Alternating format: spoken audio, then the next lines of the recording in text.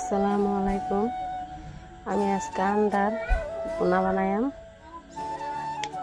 আন্ডাটি সিদ্ধ করে রাখছিলাম, আন্ডাটি সিলাইতেছি, সেলানি হয়ে গেছে।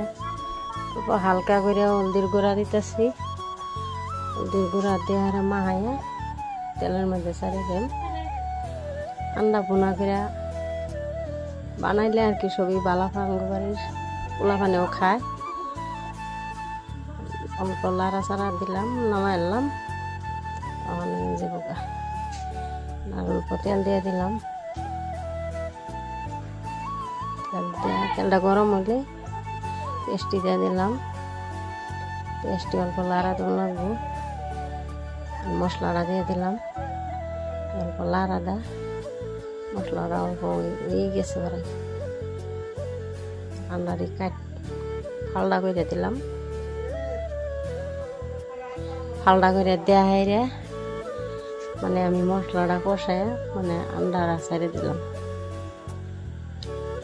মশলাটা ছেড়ে দিলাম। কিরম লাগছে কমেন্টে জানাইবেন, সাবস্ক্রাইব করবেন।